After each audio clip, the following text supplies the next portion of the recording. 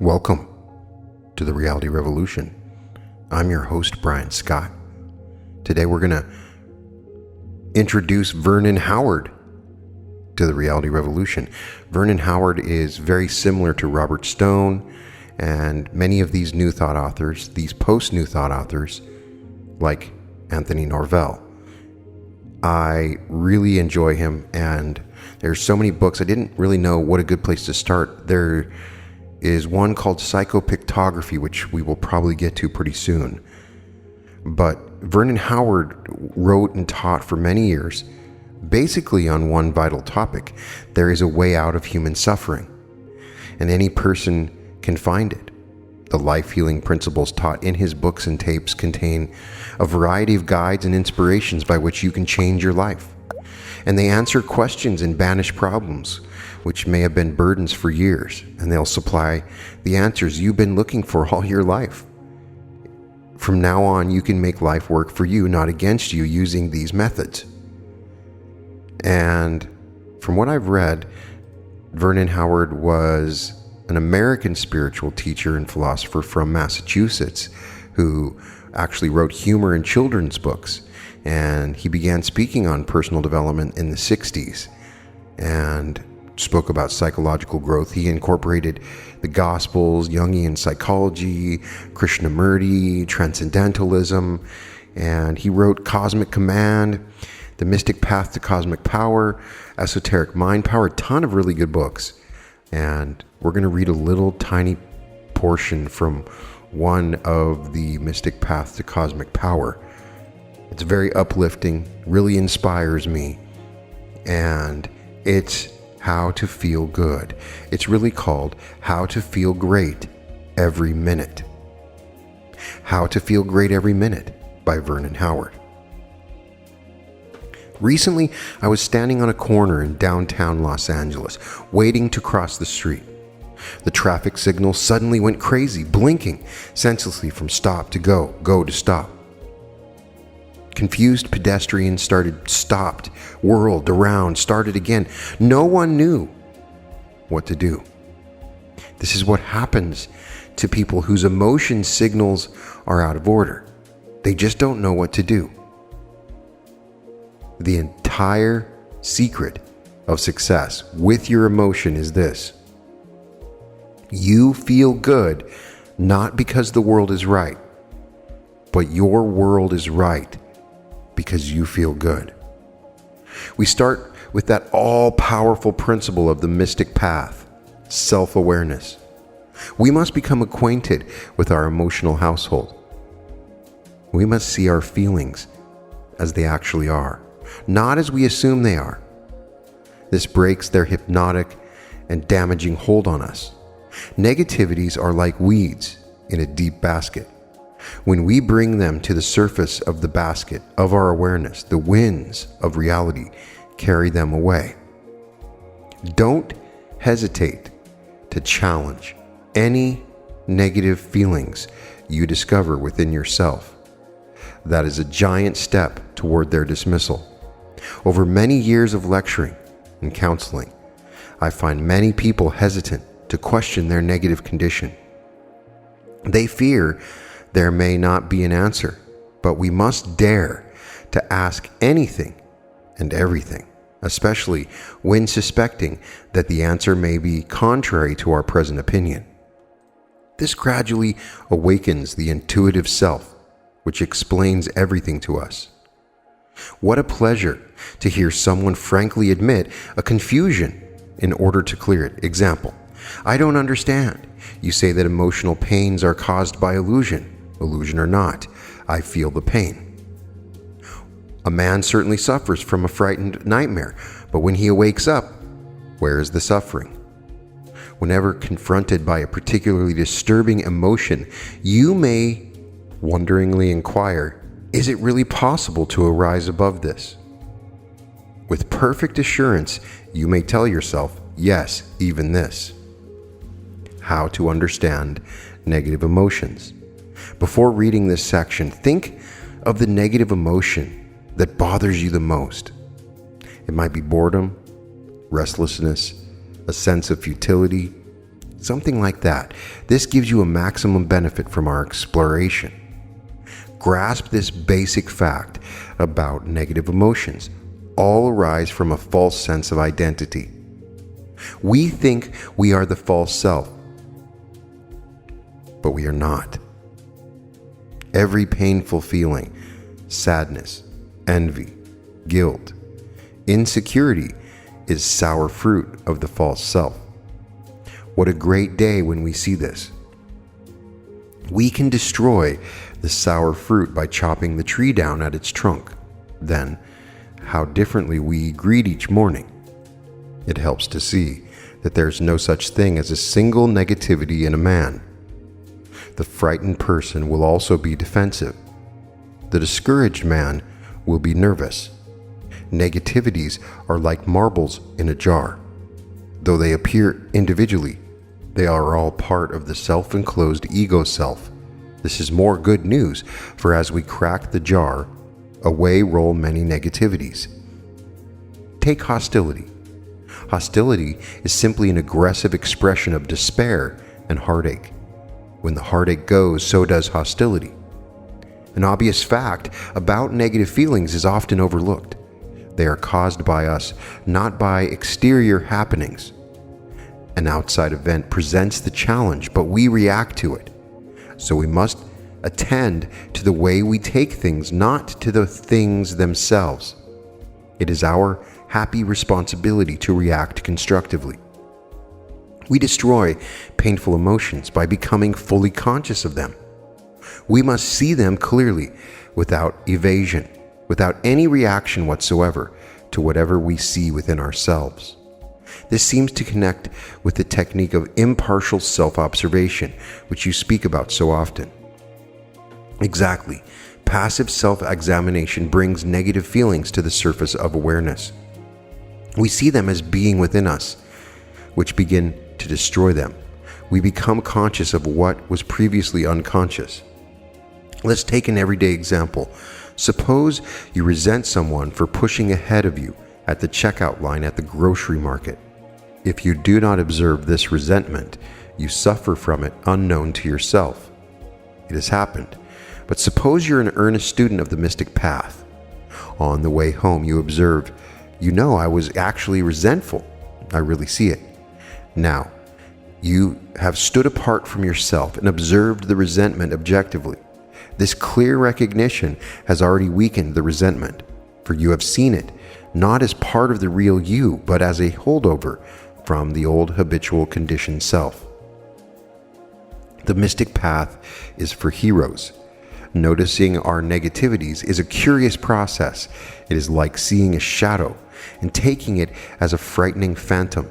If you look closely, you see it as merely shadow, but refusal to look at it perpetuates the painful illusion of a frightening phantom.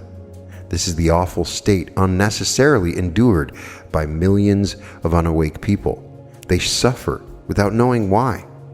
My own early experiences show that advancement to a higher level of freedom is often triggered by a rebellion against the existing lower level. Simply stated, you get fed up with the pain of the lower level. You start not to live that way anymore. You get tired of enslavement to a habit. Everything you have done in the past fails to break the habit. So you dare to try a new way, such as understanding how and why habits are formed. That new understanding breaks the habit. You must rebel constructively.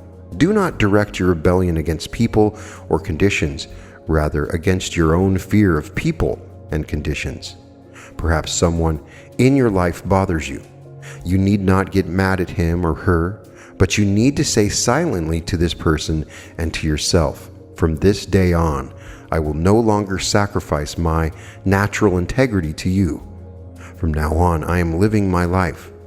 I will no longer barter my true individuality in order to please you and to hold you. Take me or leave me, but you'll have to take me as I am. When silently spoken with insight and without hostility, this speech begins a tremendous transformation within. In his essay, Self-Reliance, Ralph Waldo Emerson declares, "If you are true, but not in the same truth with me. Cleave to your companions. I will seek my own. I do this not selfishly, but humbly and truly. However long we have dwelt in lies, now your interest, mine and all men's, is to live in truth. Does this sound harsh today? You will soon love what is dictated by your nature as well as mine, and if we follow the truth, it will bring us out safe at last. The mystic path calls for heroes. To perform deeds of valor on the battlefield is not necessarily heroic. Authentic heroism is inner action, unseen and unapplauded by men. It consists in a willingness to wade, if necessary, through 1,000 personal blunders in order to reach the next elevation. The basic heroism is an agreement to higher truth. How to detach distress. A story from Taoism tells of a carefree band of horses which galloped spiritedly around the hills and meadows. They dined on green grass and drank clear water from cool streams. Living freely and naturally, they lived contentedly. Along came a famous horse trainer named Polo. He captured the unsuspecting horses, declaring, "I know what is best for them." He bridled the horses, decorated them with cheap ornaments, gave them numbers. Then he made them perform in public. They were forced to trot about in precise formation to the crackling commands of a whip. The once carefree horses turned into mechanical performers, tired, sick, and afraid. That is how modern society regiments man, and that is why he is tired and afraid. How can we regain our natural and spontaneous feeling for life? Through the dynamic principles of the mystic path, like this starting one. You have never been discouraged or depressed. You never have and never will make a mistake of any kind. The clue is in the word you. As we have seen, man's whole difficulty lies in the false sense of identity. He wrongly takes himself as the negative false person, but in reality he is his true self, which can no more be negative than an angel can be impure. Here is how the mistake proceeds in man's emotional life. A feeling of sadness arises. The man immediately identifies with it. That is, he takes himself as the feeling. He thinks he is this feeling, which he is not. He doubles this error every time he says, "I am sad." The more he says it, the sadder he feels. The sadder he feels, the more he says it. If you, the listener, run into this, what can you do? Separate the way you feel from who you really are. You are not that feeling of sadness. Try to grasp this. Impersonalize a negative feeling. Do not say I to it. Rather, refer to the feeling as it. A man should say, "It is depressed. It feels helpless. It is enslaved by passion. It feels guilty. It craves alcohol. It wants revenge. It is terrified. It is a compulsive eater. It has heartache. It feels betrayed. It is confused. It does foolish things. It is secretly bitter. It is envious. It feels bored. It is nervous. It has sleepless nights. It is irritable. It is exhausted." Do you see what this does? It separates the false you from the real you. By detaching this false sense of identity, vow also detach the distress it creates. Separate your feelings about yourself from who you really are, a free person. Separate, separate, separate. It is not an evasion of your responsibility when you attribute your negativities to it. It is a new kind of self-responsibility, a genuine technique that delivers you once and for all. Your whole duty is to understand this. It is your understanding that destroys painful negativities. Work with this miracle method of the mystic path. The cure for depression. My chief negative emotion is depression. What causes it? Follow carefully. Your understanding rids you of the problem. Depression occurs when you catch a sudden insight into the emptiness of your life. A man thinks he is happy with all his business and social activities, but he catches a glimpse that it is all an act, which depresses him. It is like dreaming about a palace and waking up in a mud hut. And what is the cure? Be willing to see through your pretensions of having a purposeful life.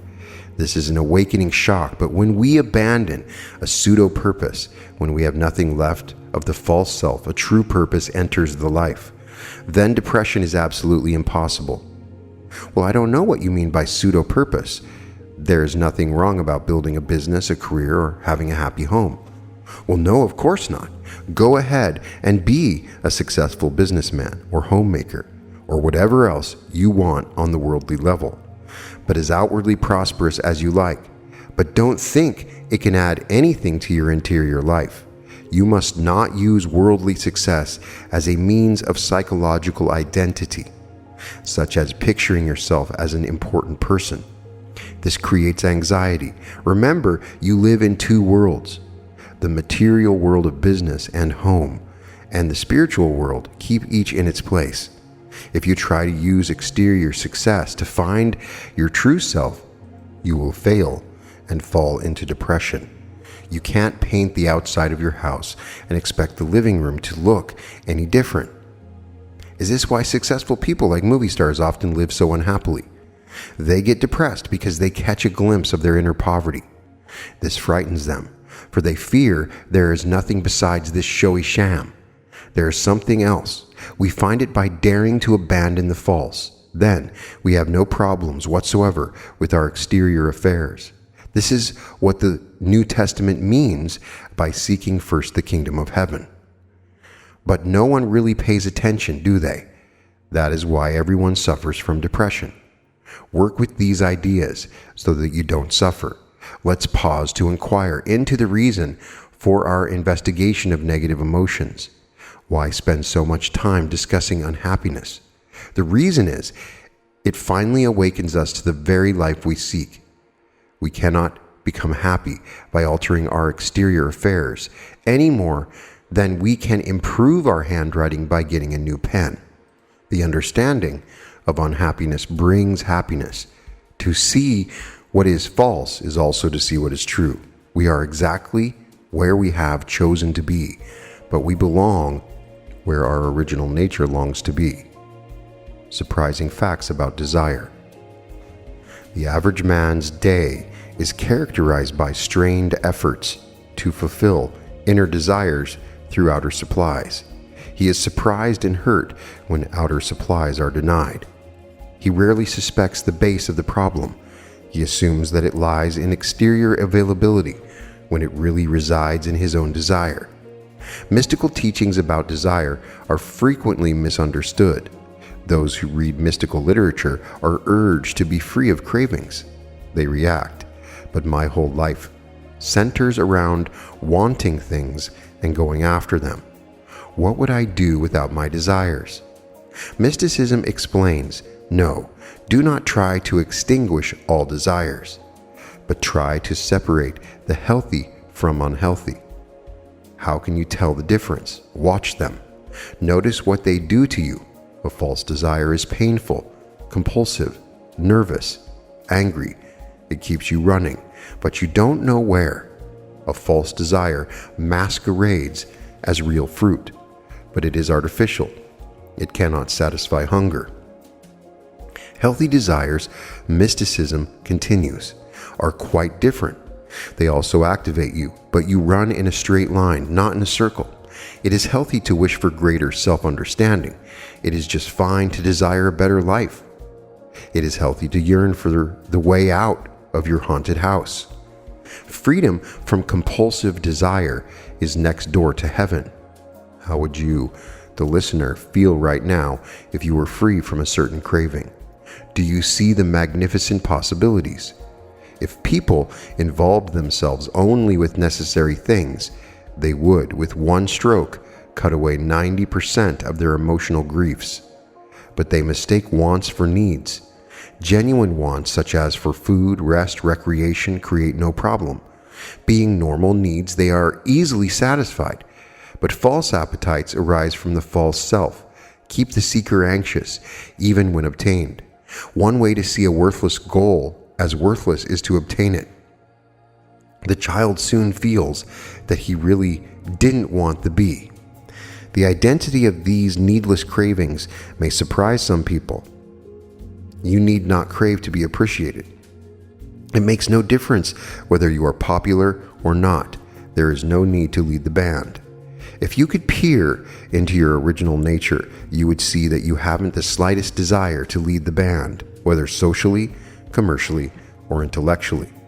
Your inner self is quite content to remain in the ranks as a flutist or drummer. It is the ego self that insists upon being the drum major. It is a sign of psychic expansion to be unconcerned with your position among the ranks of men.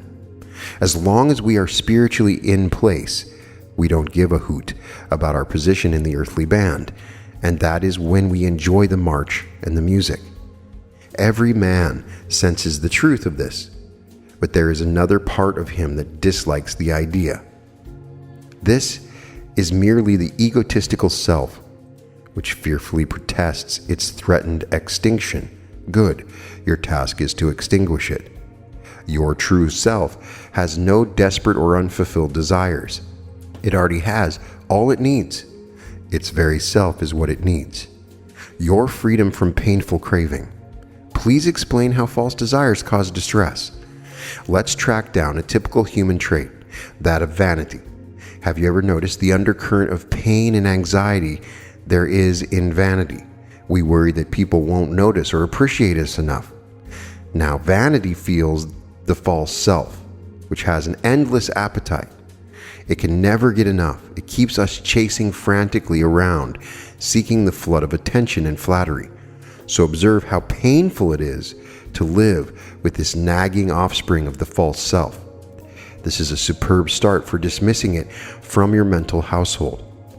Then the mystic path frees us from the painful desire for flattery and attention. Trying to flatter a mystic is like praising an apple for creating itself. The mystic has extinguished identifications with his ego self. He sees his own dependency upon a power far beyond himself, and so he has no worries in the human relations. He's not nagged by self-centered demands upon others, and that incidentally is a state of genuine love. You love someone only when you don't want something from him. The lopping off of false desire provides new, amazing command in your human relations. Other people have no power over you whatsoever. With full integrity, you face anyone with confidence. By not hungering for Mr. A's approval, you are free of him. By no longer needing Mrs. B to dispel your loneliness, you are happy with her or without her. There is only one real desire: to know what is true, to be spiritual.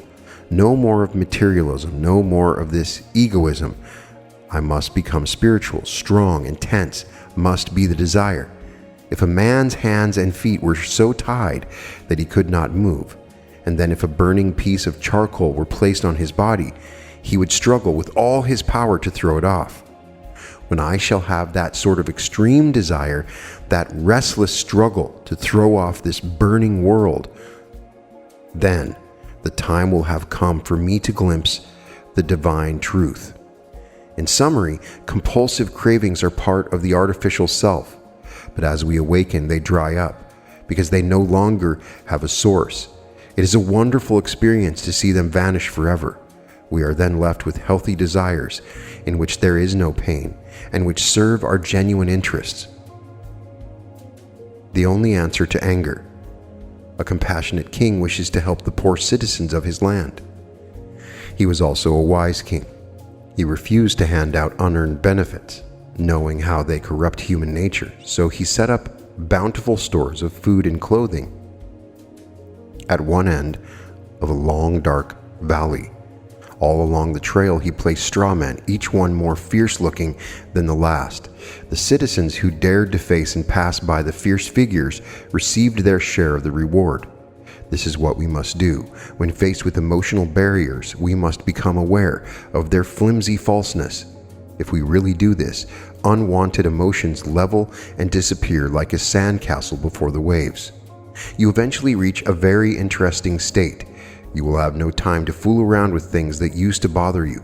You ignore them. You pass by. You smile in amusement at the childish attempts of fear and worry to drag you down. You calmly see they have no power whatsoever to touch the new you.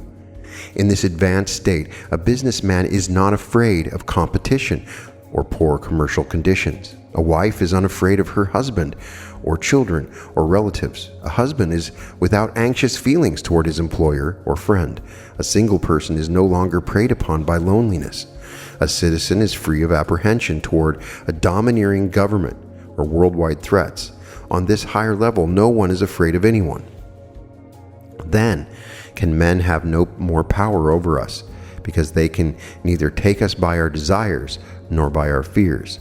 Do you see something of extraordinary depth in this declaration of Francois Fenelon? You know, Mr. Howard, I feel free in those classes to speak about things I usually hide. Take anger. I try not to get mad, but fail every time. I would like to hear what you have to say about this. You must stop trying not to get angry. This is suppression, which only makes it worse. Whenever you are angry, be angry without condemning yourself for it. Listen carefully, please. You do condemn yourself for being angry. That is why you hide it. You have an ideal picture of yourself as being a peaceful person, a non-angry person. So whenever anger arises over something, it shocks you. You are shocked because the actual anger clashes with the imaginary picture you have of being a non-angry person. Because you don't like giving up this flattering and phony picture, you get angry often. This is so utterly new. I want to think about it, so I must now give up my pretentious picture of being a non-angry person.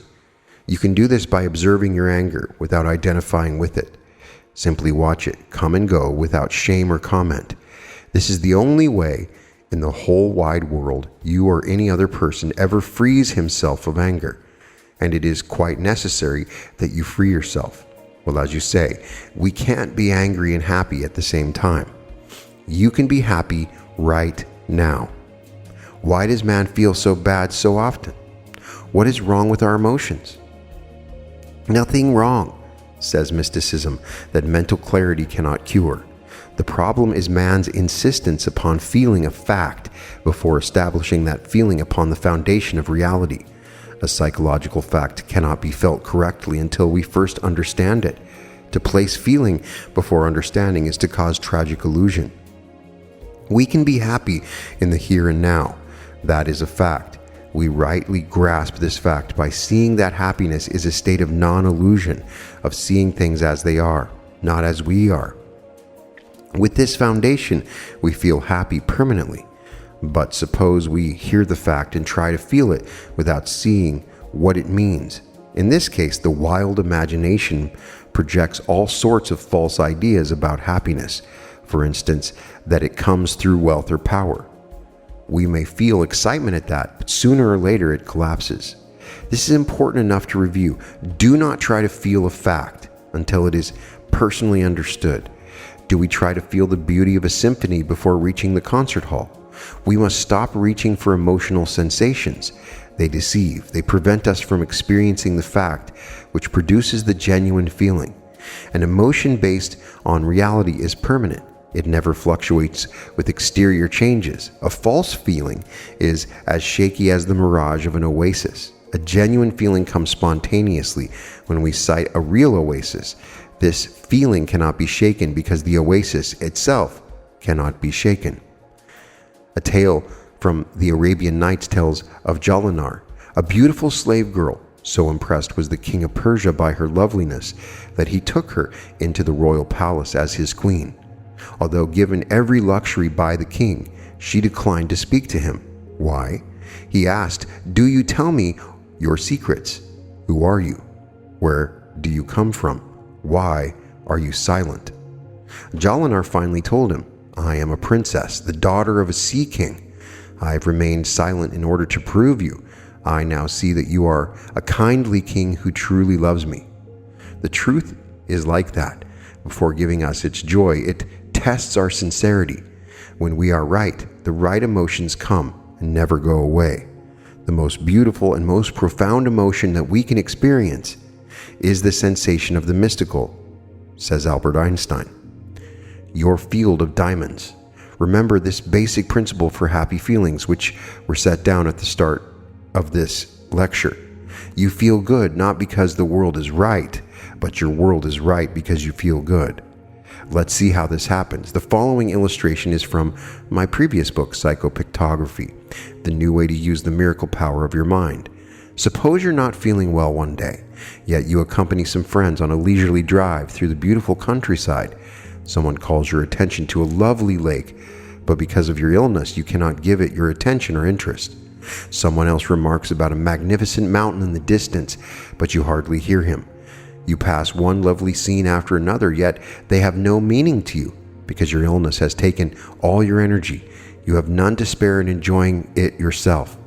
It is the same to your mind as if these natural beauties didn't exist at all. In your present ill state, they have neither existence nor attraction. But the next day, you recover. You feel fine. There is no inward attention to anything. You are outward bound once more. So again, you go on a drive. You visit the very same places. But now, everything is completely different. You enjoy the lovely lake and magnificent mountain. You respond to them. You enjoy yourself. How come? It was the very same scenery both times, but on the second trip you were different. You saw everything in an entirely new way. You had the inner freedom to see and appreciate your outer world. Like magic, your changed mental viewpoint changed the world for you. We will discover absolute evidence that our pains and difficulties are caused by distorted thinking. You will learn how to correct the thinking and thereby abolish the pain forever. Let me speak very personally with you, the listener, for a moment. If you continue working with all these ideas, absorb them as best you can, you will look back with deep gratitude for your persistence. How happy you will be that you kept walking. You will feel like a man turned loose in a field of diamonds. Remember, every individual who has found personal peace and happiness has been through everything you may now be experiencing. He or she knows the barriers and the frustrations you face along the way. He understands your concern over your financial affairs. He knows how fervently you wish you had not made the impulsive error. He sees your secret sorrow. But this mystic man knows something far above all this. He knows it can come to an end. 10 vital aids to keep in mind. Number 1, your world turns right when you feel right. Number 2, a clear understanding of negative emotions dismisses them. Work for their dismissal. 3, it is right and necessary to rebel constructively against tyrannical feelings within yourself. 4, there is not a single painful mood that you cannot separate from your life. 5, use the techniques given for the release of depression. They work. 6, it is essential to gain awareness of the whole process of desire. 7, your original nature, which can always be reclaimed, is totally free of painful cravings. 8, when we wake up to the facts of life, we are left with beneficial desires only. 9, never condemn yourself for having negative emotions. Rather, find freedom through self-knowledge. And 10, it is a fact you can be happy in the here and now. So this is a short little introductory essay from Vernon Howard that is pretty powerful. If you're struggling with emotions, we can go back to the impersonal life, another episode that we've done. To understand these emotions, it's the self that is causing many negative emotions. It's the ego. And separating yourself from your emotions and understanding you are not your feelings. These are biological responses or ideas that you have. And disassociating yourself from these feelings has a way of reducing them and changing them and helping you to overcome them. It's a little different than simply saying an affirmation or a way of thinking. And he does make the point that you can't not be angry. But the one important thing that I've seen in transurfing and in so many other disciplines, is becoming the neutral observer. If you become the neutral observer, you can look at your emotions in a different way, understand where they're coming from, overcome them. So constantly trying to walk in that neutrality gives you power over it and allows you to detach from it. So there's some interesting stuff in here about desire and what desires come from and where they're coming from. And if you can ask yourself, where is this coming from? Are these emotions coming from that small self, or is it coming from somewhere else? And if you start to understand this little distinction, it's going to pop up soon, because it's a part of our habits. It's what our cravings are, the behaviors that we have, and you start separating yourself from them. When you say, it is craving alcohol, not I am craving alcohol, you separate yourself from it. The I am is very important, but it's a good starting point, and you can walk in a field of diamonds, and you'll see them and be aware of them because you'll feel right. And really, the most important part of this is that you feel good, not because the world is right, but your world is right because you feel good. So check out the reading of The Feeling is the Secret by Neville Goddard, and he is saying the same thing. You create future worlds based on the feelings that you have now. And essentially, the world is like a mirror to your feelings, and you can incorporate these feelings. And when you do understand how to control your feelings and enter into the feeling state of something that you desire, even though you may not have it. So if you want to be swinging on a swing in your backyard and you imagine the feeling of swinging on your swing, if you do that enough, you'll have a swing in your backyard. Or if you imagine climbing up a ladder and feeling your hands on the ladder and your feet, you will be climbing a ladder very, very soon. So that is another thing to remember, that the feeling is a reflection. But here we have a way of understanding these distortional emotions that can take us over, that can be tied to dozens of different mental and spiritual problems that you may have. And separating yourself from that is a really amazing start. Really getting a clear understanding of these emotions.